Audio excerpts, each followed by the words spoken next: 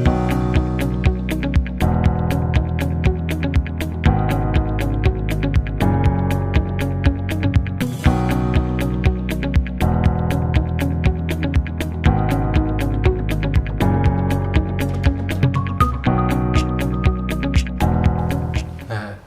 I will, because this topic is kind of no conclusion yet. So I will share with you, and I hope you will have that two things in mind to learn. Because in Buddha teaching is always about make yourself happy. That's number one. Then you can help others to be happy. So every time when we learn some Dhamma, if it's about other people, you not get much benefit from that. So one thing is this spiritual wisdom that I will share with you, it changed many lives, thousands of years. Like me also, I think without knowing this Buddha teaching, I think I'm dead already. Because there's a time that I have high stress and commit suicide things, pattern come to me also. But learning this and no, that is dark. And then it saved my life and many people. So that part, no question, you can practice and you can benefit from it. And then the second part that I need your involvement. The first part is number one always. But the second part, how this kind of knowledge become mainstream. Even someone who have no idea, am atheist, and they're confused about spiritual and religious. You spiritual or you religious? Yeah, we're gonna touch on that later. How they will benefit from this nature that they have also, that part. Yeah, so clear? Two part? Yeah, the first part is about how you can benefit from this, which I will share with you, and the second part, if you have some thought on it, we can discuss a little bit more. So first part is personal growth, and the second part is societal change. And this video will be a part of that already. That when it go out, it will inspire people to think about it. So spiritual wisdom is Buddha teaching in response to the concept of spiritual intelligence. What is spiritual intelligence? You heard this term before? Spiritual intelligence? Yeah.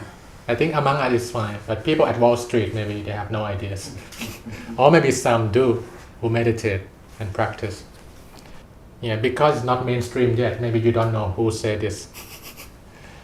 The term spiritual intelligence first appeared in 1997, not too long.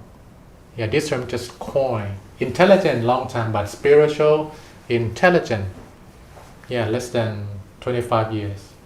Yeah, for some framework that will emerge. Physics become quantum physics. I'm not sure how many years it take, but something that will be in this world forever, it take time. Yeah, the other day I saw some video about AI, artificial intelligence. It take about 50 years. This idea come up in 1950 something, but it take time. Until now, it's affect business, it's affect government, everything. It takes some time. So this thing still new. 1997. Miss Dana Sohar, she American British. She studied both MIT and Harvard. Not someone from spiritual center. She go to MIT and Harvard, and then try to dig deeper. In the book called Rewiring the Corporate Brain, which is uncommon in that there's spirituality in corporation. In those days, very uncommon. Now a bit more, right, with meditation center expansion. This is interesting perspective. Dana said, unlike IQ which computers have, and EQ which exists in higher mammals, SQ is uniquely human and the most fundamental of the three. IQ, EQ, SQ. Yeah, it come from the following book from that one. Like in this book, she mentioned about it, but not expand too much. And then she have this book about SQ. Yeah, connecting with our spiritual intelligence. You might be familiar with this one. Are you quite familiar? Yeah, we learned that around the world. In Thailand too, we have this Maslow chart. And if you will look at it, yeah, it's, I think it's PQ first. Physical, intelligent, right? Air, water. And then safety, those things involving IQ a lot, the money things and working.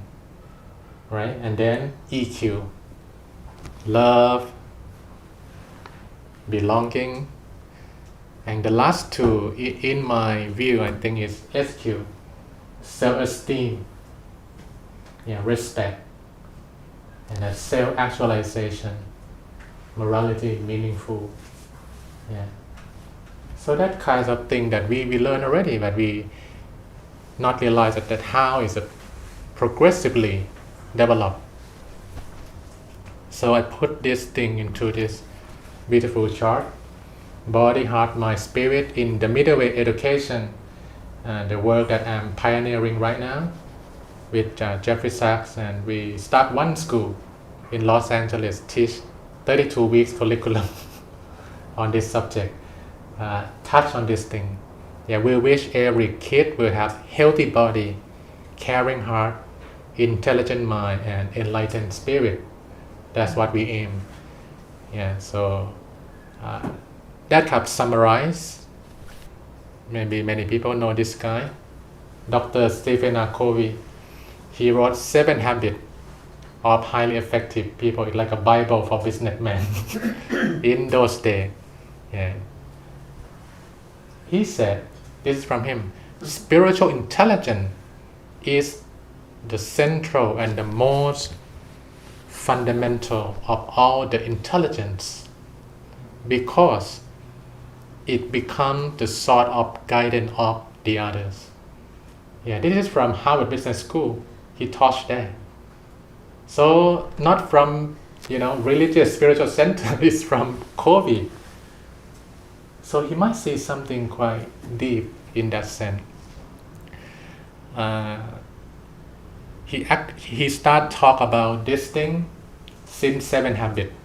The last habit, sharpen the saw. Yeah, if you read that business book, that no matter how intelligent you are, you need time to step out, sharpen the saw. Read 5 things. Yeah, physical, emotional, intellectual, and spiritual. He mentioned meditation already since those days. But in this 8 habit, which is the follow-up from effectiveness to greatness, he touched deep. It's not that popular when it's launched in those days. I think it's too deep. I read it myself and wow, it's quite deep. If it launched now, maybe more people will take it. But when he launched this in Thailand, the Prime Minister of Thailand invite him to the Prime Minister's house and call all the ministers to come and listen, which is not bad. When you launch your book and then the leader of the country call the cabinet member come and listen, not bad, right? One day in the Philippines, 2016, because before I become a monk, I love reading, so I read many kinds of books. I realized this 4 things. I saw this pattern before, but not from Western teacher. And then I realized, very similar. We have thing in Buddhism called Satipatthana Sutta, the 4 foundations of mindfulness, with what's cited in Pali Canon as the main tool to become enlightened. That how Siddhartha overcome body challenge, emotion challenge, intellectual challenge, and then become enlightened. Mindfulness of the body, mindfulness of the feeling, mindfulness of the mind, and mindfulness of the truth or the Dhamma. It's 4 also. exact number. And if you look at it, I put it in like the same perspective. Kaya, Pali mean the body, so it's exactly the body in that Western chart. Vedana is Pali term, mean the feeling, right? So it's a heart, correct?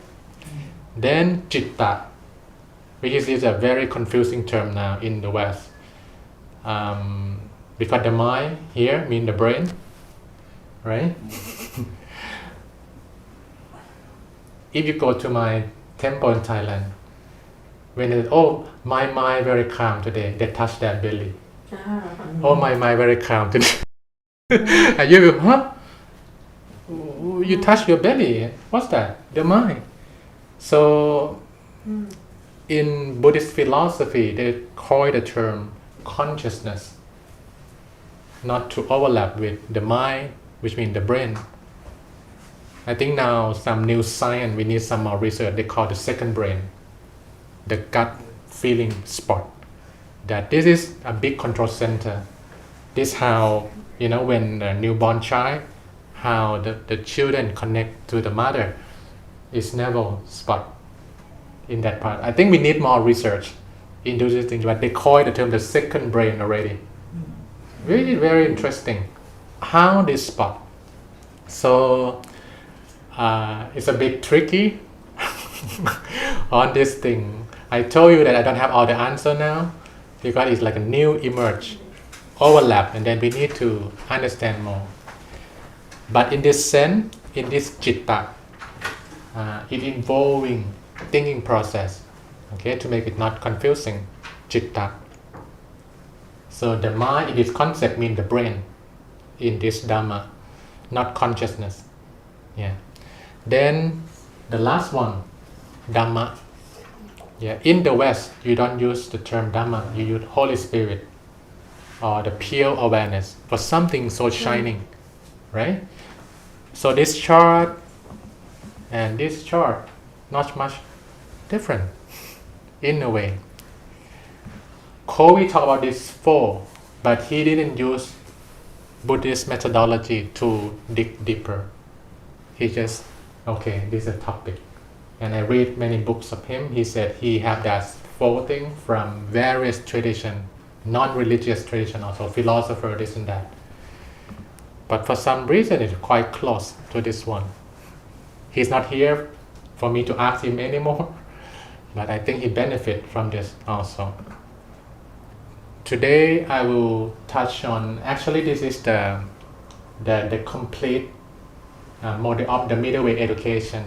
In the middle way education, we touch on this four part: healthy body, caring heart, intelligent mind, and enlightened spirit. PQ, physical quotient; EQ, emotional quotient; IQ, intellectual quotient; and the last one, SQ, spiritual quotient or spiritual intelligence. The last one is the most challenging one right now. Many people know that it's needed, but don't know how to translate it into normal formula. 1 + 1 = 2 and everyone. Yeah, it works like that. There's still many discussion on this thing. We would like to explore. Why I'm very excited to explore this? Because when Buddha teach, he said actually 12 things. The nature of my teaching, there are 12 things in Pali. I just pick up 3. And this 3 term is exactly what Covey mentioned in the 8 Habits also, that his teaching has these 3 nature. And wow, it just match. And he's not Buddhist, actually he's a Mormon guy. He's not Buddhist at all. He's super Christian, Mormon. Yeah. 3 things that Buddha mentioned. I mentioned some time ago that it's quite unusual in Buddha time when he said, "Let's come, sit down," and he don't ask, "Are you Buddhist?" He don't ask the religion thing. You want to learn the truth? Yeah, I can show you the way, but you must walk by yourself. Do not believe in me. believe in what you experience, which is quite uncommon in those days for spiritual teacher. Do not believe what I say. Try and then see how it works for you. With that, it's so appealing to inquisitive mind that need reason, need explanation. Yeah. Three things. The first one is universal. Yeah, there's a term in Pali called ehipassiko. Ehipassiko, the direct translation means inviting for inspection. Come check it. So you're Buddhist, you are non-Buddhist, you are atheist, no problem. Come check it. Yeah, universal. The second one, paccatang, which means self-evidence. Yeah, direct translation is directly experience. You can experience it by yourself. Yeah, paccatang. And the last one, for me, the most interesting one, akaliko, always true regardless of time. What does this mean? It means 2000 years ago, it will work.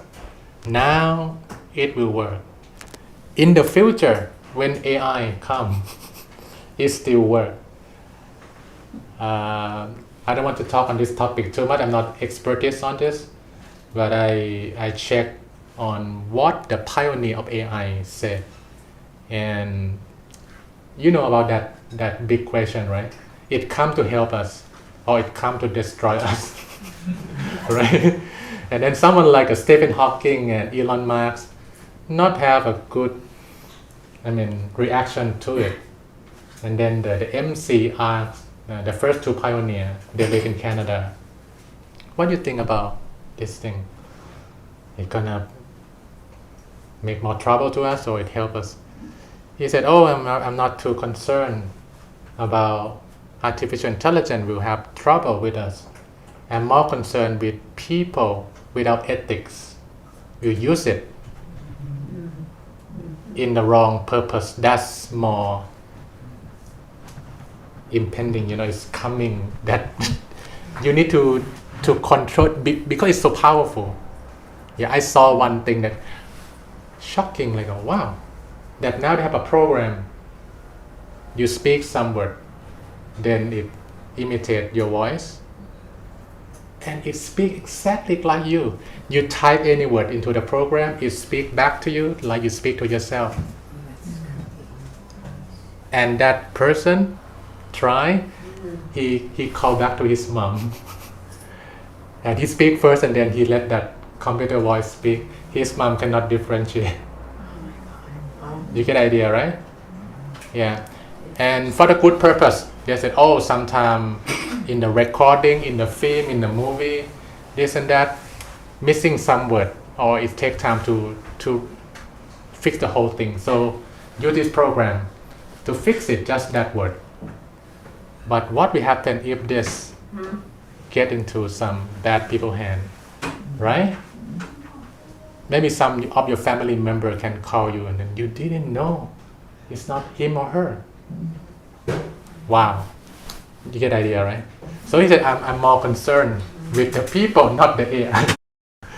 And he said something quite interesting. He said, I think finally AI will be so advanced that they can understand our value. And if the human has a good value, it will be okay. I have no conclusion on that. It's just the thought of the pioneer of AI that we need to look more into the ethics. He talked something very non-technological. We look back to, is spiritual intelligence? I think we need spiritual intelligence more urgent than artificial intelligence. We're doing okay, with work, with this and that, but we need this before AI everywhere. Yeah, we need to equip. So I will see how Buddha teaching will work with AI because it's timeless. This 4 part, great health, great relationship, great wealth, and the last one, great fulfillment. SQ will touch on the last one, great fulfillment. Yeah, you can imagine like a Bill Gates. I think his health is okay. Relationship, his family look okay. Well, No need to worry about him. But fulfillment, maybe he not feel fulfilled yet. He stepped down from CEO and then try to go out. He's not perfect, but he tried to do something, for the better of humanity. Okay. So some weeks ago, I talked about emotional wisdom. If you join, giving and daring speech. This fall season, we're gonna touch on spiritual wisdom. 4 things. Loving kindness, compassion, empathetic joy, and equanimity. This is a 4 factor that we transform ourselves, if you can, and society also. You can imagine if everyone know how to handle their own anger and use love, not hatred. How will you transform? Compassion also. Number 3, very needed, empathetic joy. Someone do good, happy with them.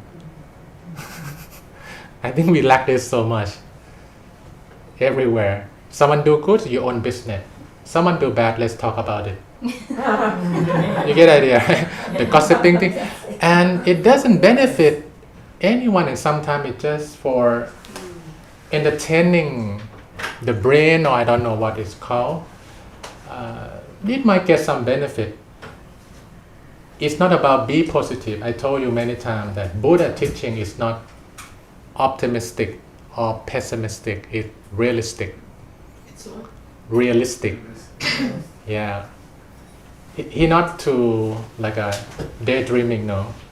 We see good side, we see bad side, and what action we're gonna take that make it work. Like be realistic about it, and that's why check the result. You listen, you do it, you check the result. Be realistic, right? And the last one, quite deep, equanimity. You heard this term before? I think you heard.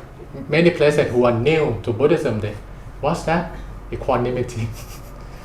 It means you stay neutral, even it's up or down, and you feel determined in that good things.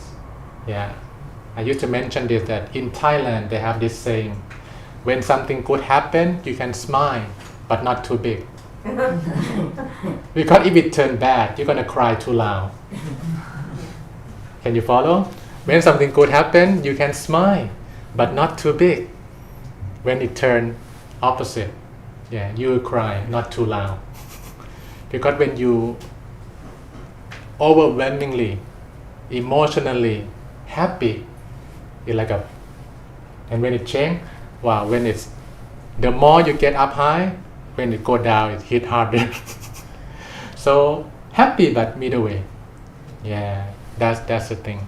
So in this coming 4-5 weeks, we're gonna dig deep into each concept and how you can use it in your daily life. I think that's the most important thing. How this will change my days with my family member. How this will help me in the subway, on the road. I mentioned at CMC that Dhamma is good. Thousands of years ago, it's already there. But it's not about Dhamma, it's about your glass. How you can use it to make it clean and clear. Then you see the reality and you act right. You don't act in the way that you hit the walls again. And then suffering keep coming because no wisdom, no understanding. Next week we're gonna start Spiritual Wisdom 1, Loving Kindness.